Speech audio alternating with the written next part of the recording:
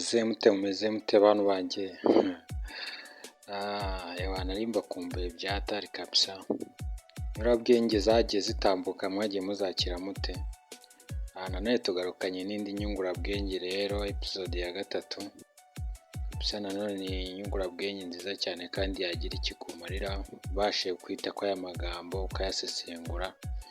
Yaba ari amagambo meza cyane wajya ukoresha cyangwa se wajya wibaza ukumva ko ari amagambo yaremereye kandi y'ingirakamaro. Inyungurabwenge y'uyu munsi rero ntabwo tujya kure cyane yo mu buzima busanzwe, ariko tugiye kureba nanone amagambo akomeye cyane. Ngiye kuyababwira wasigaye nze nanayasesengura. Inyungurabwenge episode ya 4 iragira iti: umugiraneza atekereza kugira neza n'iyo ashonje, ariko umugome agambirira kugira nabi n'iyo ahaze. Ndasubira muri mwe. Umugiraneza atekereza kugira neza n'iyo ashonje, ariko umugome agambirira kugira nabi n'iyo ahaze. Reka tugaruke dusobanura aya magambo. Aya magambo ashatse kuvuga iki rero? Reka dusobanure. Kuko ngo umugiraneza atekereza kugira neza n'iyo ashonje.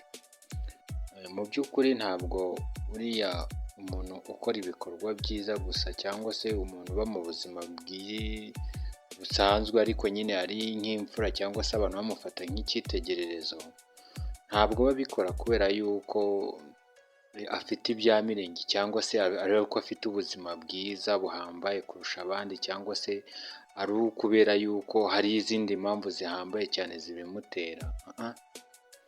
Ubuzima busanzwe hari umuntu usanga afite imico myiza, ariko mu by'ukuri atari nuko afite ibintu bihambaye cyane bimutera kuba byagira iyo mico myiza. Abantu benshi bajya biteranya bakibwira ko wenda ni urugero nko gufasha, umuntu afasha kubera yuko wenda afite ibintu bya mirenge cyane byo kuba yafasha abandi cyangwa se kubahereza, cyangwa se akabikora yuko wenda ari nko kugira ngo abantu bamurebe. Oya, buriya akenshi iyo umuntu yifitemo umutima wo kugira neza ntabwo abikora kubera yuko ashaka ngo abantu bamurebe, cyangwa se abikora kugira ngo bigaragarire abandi, cyangwa se kubera ko afite byinshi cyane byo kuba yapfusha ubusa.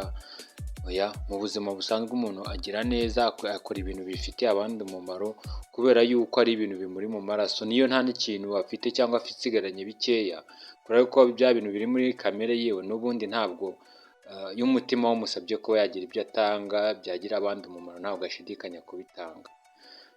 Uyu mugani urakomeza cyangwa se iri jambo rirakomeza rigira riti: ariko umugome agambirira kugira nabi n'iyo ahaze. Nanone iyo turebye nk'abantu bafite imico mibi yo kuba bagirira abandi nabi cyangwa se bagambira gukorera abantu nabi, ntabwo babikora kubera yuko wenda hari umunabi wabateye, cyangwa se hari izindi mpamvu mbi zabibateye z'ubuzima bubi barimo, cyangwa se iyindi myifato wenda bahuye nayo yibatera kugira ibyo ngibyo.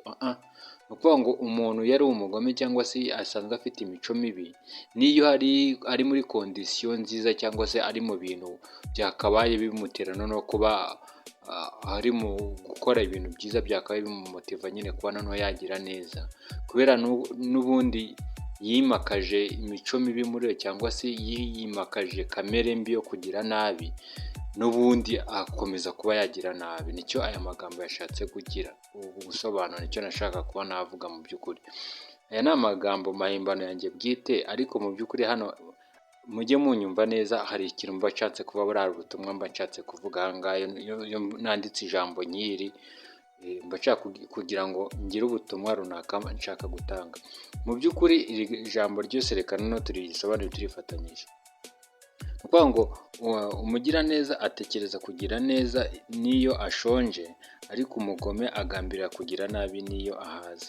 Mu by'ukuri imico y'umuntu niyo nashaka gutunga agatoki, niyo nashaka kugaragaza. Ni ukuvuga ngo wifitemo imico myiza, niyo uri muri kondisiyo mbi, ya mico yawe n'ubundi ugusunikira gukomeza kugira neza.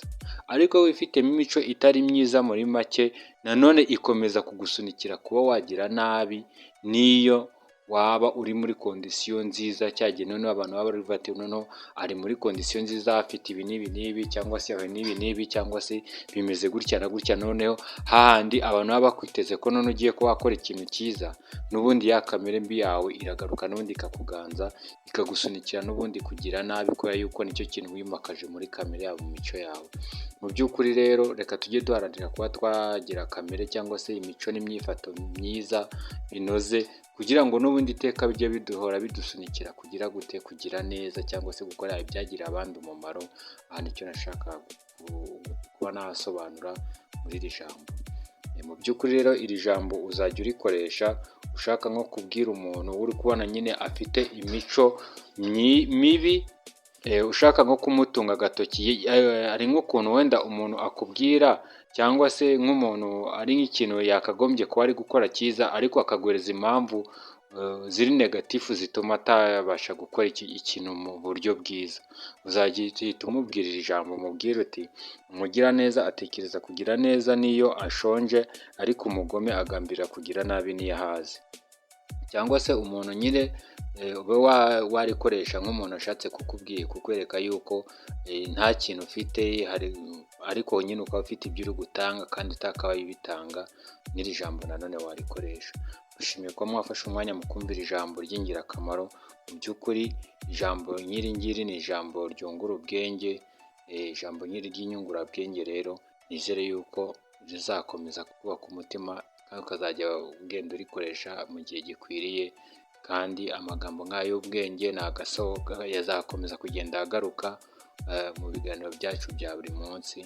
Nimba utari wakora subscribe kuri iyi channel wayikora, tukazajya dukomeza kugendana, kuko hari amagambo menshi cyane nk'aya ngaya abarirwa muri za magana nagiye nandika, umunsi ku munsi nzajya ngenda nyabaherezaho gake gake. Mukomeze mugubwe neza.